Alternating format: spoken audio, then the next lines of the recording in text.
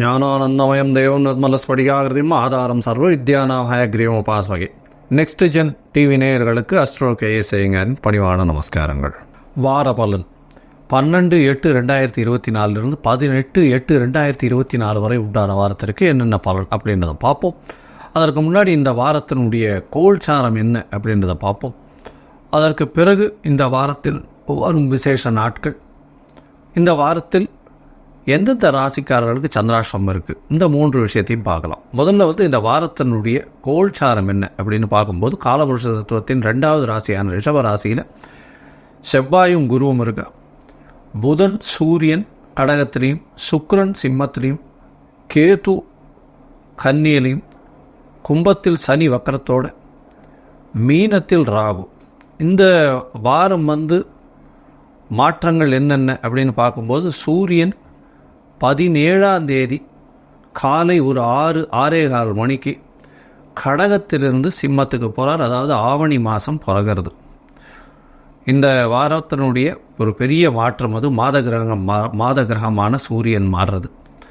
இந்த வாரத்தில் பார்த்தடையானால் சந்திர பகவான் சுவாதி நட்சத்திரம், அதாவது இந்த வாரம் ஆரம்பிக்கும்போது துலா ராசியிலிருந்து ஸ்ரவண நட்சத்திரம் வரலும் போகிறார், மகர ராசி வரலும் போகிறார். அதாவது சுவாதி அப்படின்னு சொல்லக்கூடிய துலா ராசியிலிருந்து துலாம், விருச்சிகம், தனுசு, மகரம் 4 ராசிக்கு போகிறார் இந்த வாரம். இந்த வாரத்தில் வரக்கூடிய விசேஷ நாட்கள்னு பார்த்தேன்னா 12ஆம் தேதி அன்றைக்கே திரிதினஸ்பிரிக்கு அப்படின்னு போட்டிருக்கோம். அப்படின்னா ஒரு நட்சத்திரமோ ஒரு திதியோ, அதாவது 3 நாட்கள் அது வறுமையானால் அது திரிதினஸ்பிரிக்கு அப்படின்னு சொல்லக்கூடியது. ஒரே நட்சத்திரம், ஒரே தீதி, ஒரே யோகம், அந்த மாதிரி வந்தது ஏனால் இந்த மாதிரி திரிதினஸ்பிரிக்குன்னு சொல்லக்கூடியது. இன்னைக்கு பார்த்தேன்னா சுவாதி நட்சத்திரம் கிட்டத்தட்ட ஒரு 1.25 நாழிகை இருக்கும். அது 10ஆம் தேதி அன்னைக்கு, அதாவது 11ஆம் தேதி அன்னைக்கு அதிகாலை, அதாவது சூரிய உதயத்திற்கு முன்னாடினா 10ஆம் தேதி கணக்கு வரும் தமிழில். சூரிய உதயம் டு சூரிய உதயம் தானே, அதனால் முந்தின நாள் வரும். அதற்கப்புறம் 11ஆம் தேதி அன்னைக்கு சூரியன் உதிச்சதுக்கப்புறம் 60 நாழிகை சுவாதி நட்சத்திரம். அதுக்கப்புறம் இன்றைக்கி ஒரு 12ஆம் தேதி அன்றைக்கி ஒரு 1.25 நாழிகை இருக்கிறதுனால திரிதினஸ்பிரிக்குன்னு சொல்லக்கூடியது. 3 நாட்கள் ஒரே நட்சத்திரம் வர்றதுனால இது சொல்கிறது.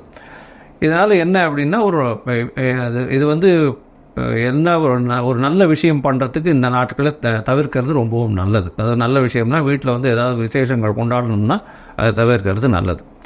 சரி, இந்த வாரம் பார்த்தோம்னா 15ஆம் தேதி, அதாவது 15/8/2024 அன்றைக்கி ஸ்மார்த்த ஏகாதசி. ஸ்மார்த்த ஏகாதசினா என்ன அப்படின்னு பார்த்தோம்னா, தசமி கார்த்தால் ஒரு 2 நாழிகையோ இல்லை 7 நாழிகை 10 நாழிகை வரலும் இருக்கும். அதற்கு பிறகு ஏகாதசி வரும். இது ஸ்மார்த்த ஏகாதசின்னு சொல்லக்கூடியது. வைஷ்ணவ ஏகாதசி அடுத்த நாள் வருது. வைஷ்ணவ ஏகாதசியில் என்னென்னா பொழுது விடியும் பொழுதே ஏகாதசியில் விடியணும். அப்படி இருக்கும்போது 1 நாழிகையோ 2 நாழிகையோ இருந்தால் கூட பரவாயில்ல. ஆனால் அந்த ஏகாதசி வைஷ்ணவ ஏகாதசின்னு சொல்கிறான். அதனால் இன்றைக்கி 15ஆம் தேதி ஸ்மார்த்த ஏகாதசியாகவும் 16ஆம் தேதி வைணவ ஏகாதசியாகவும் கொண்டாடப்படுகிறது. இந்த வைணவ ஏகாதசி ஸ்மார்த்த ஏகாதசி ரெண்டுமே உபவாசம் இருப்பாள். இல்லைன்னா இந்த நொய் இல்லைன்னா உடைச்ச அரிசி வச்சு இது பண்ணி சாப்பிடுவா. உப்புமா அந்த மாதிரி சொஜ்ஜி பண்ணி சாப்பிடக்கூடியது. உப்பு சேர்க்க மாட்டா, சொஜ்ஜி பண்ணி சாப்பிடுவாள். இப்போ சஹஸ்ரநாமம் சொல்கிறது, பெருமாளுக்கு ஆராதனை பண்ணுறது, இந்த மாதிரியான விஷயங்கள்லேயே அன்றைக்கி ஏகாதசி மொத்தம் இது பண்ணுவாள்.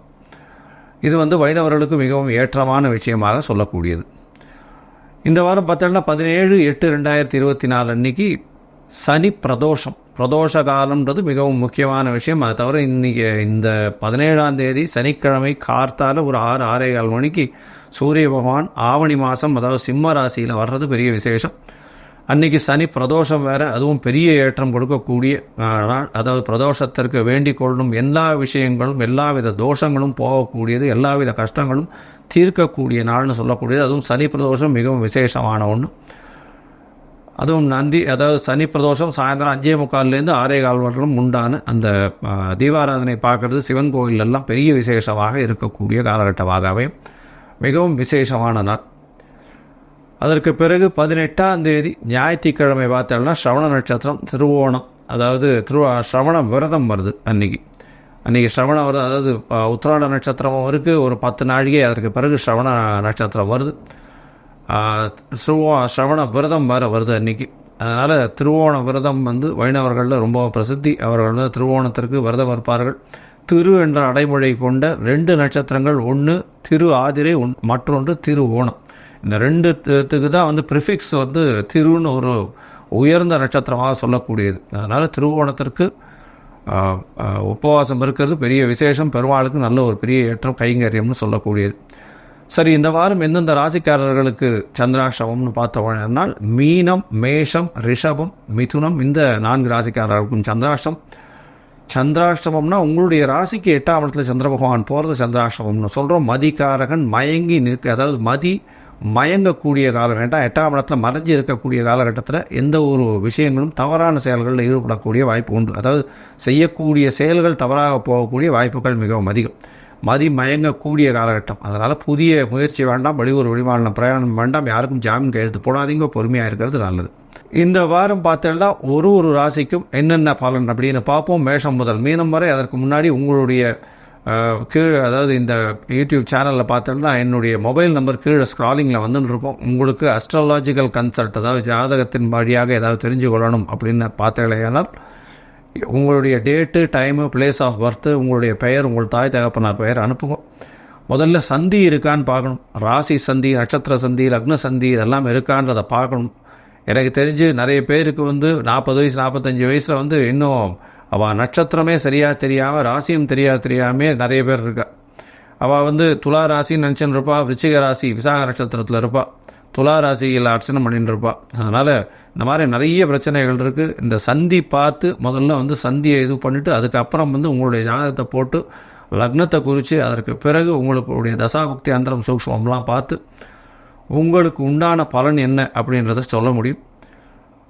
எளிய பரிகாரங்களையும் சொல்கிறேன், அதற்கு உண்டான கட்டணம் என்னன்றதும் சொல்கிறேன். அதை நீங்கள் போட்டுவிட்டு அதுக்கு உண்டான யூடிஆர் நம்பரும் நீங்கள் ஷேர் பண்ணுங்க, உங்களுக்குன்னு அப்பாயின்மெண்ட் தரேன். சரி, இப்போ மேஷம் முதல் மீனம் வரை 12/8/2024 18/8/2024 வரை உண்டான பலன்களை இப்போ பார்க்கலாம். ரிஷபம், கிருத்திகை, ரோகிணி, மிருகசீரிஷம், இந்த 3 நட்சத்திரம் 9 பாதங்களை கொண்ட ராசி. ராசியின் அதிபதி சுக்கிர பகவான் ராசிக்கு 4ஆம் இடத்துல இருக்கிறது விசேஷம்.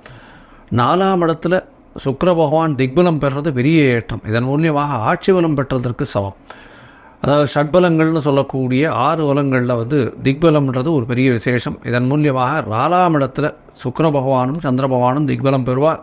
இந்த வாரம் பார்த்தாலேயானால் 4ஆம் இடத்துல சுக்கிர பகவான் இருக்கிறது பெரிய விசேஷம். இது வந்து ஆட்சி பலத்துக்கு சமம்.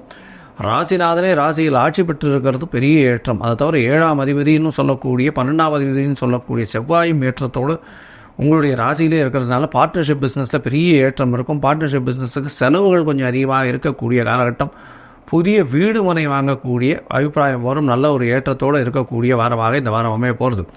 தாயின் உடல்நிலையில் நல்ல ஒரு ஏற்றம் இருக்கக்கூடிய காலகட்டமாக அமைய போகிறது. உடல் நலத்தில் நல்ல ஒரு ஏற்றம் இருக்க வேண்டாம். குரு பகவானும் செவ்வாய் பகவானும் இருக்கக்கூடிய காலகட்டம். இந்த வாரத்தில் பார்த்தாலேயானால் உங்களுடைய ராசிக்கு 8-11 அதிபதி உங்களுடைய ராசியிலே இருக்கிறது பெரிய ஏற்றம். அதனால் தொழிலில் பெரிய அபிவிருத்தி இருக்கும். மறைந்த இடத்துலேருந்து திடீர் பணம் வரும். ஷேர் மார்க்கெட் இந்த மாதிரியான விஷயங்களில் கலைத்துறையில் இருக்கிறவர்களுக்கெல்லாம் திடீர் யோகங்கள் வரக்கூடிய வாய்ப்புகள் நிச்சயமாக உண்டு. இதை தவிர கலைத்துறையில் பார்த்தீர்கள்னாலும் இந்த வெண்மையான ஆடைகள், அந்த மாதிரியான கார்மெண்ட் இண்டஸ்ட்ரி வச்சுருக்கவா, பால் 17 பொருட்கள், பால் மற்றும் அதனுடைய பை ப்ராடக்ட்ஸ்ன்னு சொல்லக்கூடிய வியாபாரத்தில் இருக்கிறவர்களுக்கெல்லாம் பெரிய ஏற்றம் கிடைக்கக்கூடிய காலகட்டமாக இந்த வாரம் அமைகிறது. ராசிக்கு 3ஆம் இடத்தில் வந்து புத பகவான் சூரியனோடு சேர்ந்து இருக்கிறது பெரிய விசேஷம். 2ஆம் அதிபதி 3ஆம் இடத்தில் இருக்கிறதுனால பண வரவு நிச்சயமாக நல்லபடியாக இருக்கக்கூடிய காலகட்டம். எதை தொட்டாலும் பணம் வரும். முயற்சிகள் அனைத்தும் வெற்றி பெறக்கூடிய வாய்ப்புகள் நிச்சயமாக இருக்கும் இந்த ரிஷப ராசிக்காரர்களுக்கு. 17ஆம் தேதிக்கு மேலே சூரியன் 4ஆம் இடத்துக்கு போகிறார். 4ஆம் இடத்தில் ஆட்சி பெற்று போய் இருக்கக்கூடிய காலகட்டமாக இருக்கிறதுனால சுக்கிரனோடு சேர்ந்த சூரியன் அந்த அளவு சுக்கிரனுக்கு ஏற்றத்தை கொடுக்காது. இருந்தாலும் திக்பலம் பெற்றதுனால ஆட்சிக்கு சமமாக இருக்கக்கூடிய காலகட்டமாக அமையிறது. 4ஆம் இடத்தில் சூரிய பகவான் இருக்கிறதுனால படிக்கக்கூடிய மாணவர்களுக்கெல்லாம் பெரிய ஏற்றம். அதுவும் வந்து இந்த சூப்பர் ஸ்பெஷாலிட்டி இந்த மாதிரியான விஷயங்கள் படிக்கிறவர்களுக்கெல்லாம் பெரிய ஏற்றம் கொடுக்கக்கூடிய காலகட்டமாக அமைய போகிறது.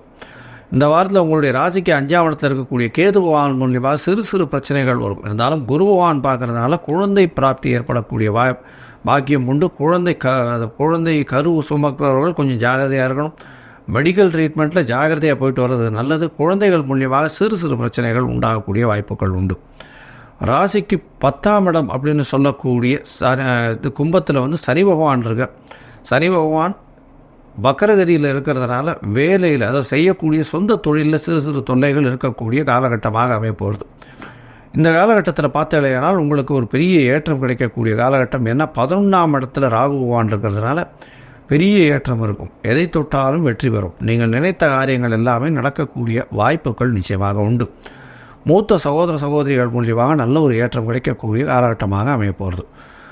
இந்த வாரத்தில் சந்திர பகவான் உங்களுடைய ராசிக்கு 6ஆம் இடத்துல இந்த வாரத்தை ஆரம்பிக்கிறார். 12/8/2024 18/8/2024 வரை உண்டான வாரத்தில் 13ஆம் தேதி அதிகாலை 2 மணி வரலும் சந்திர பகவான் உங்களுடைய ராசிக்கு 6ஆம் இடத்துல இருக்கார்.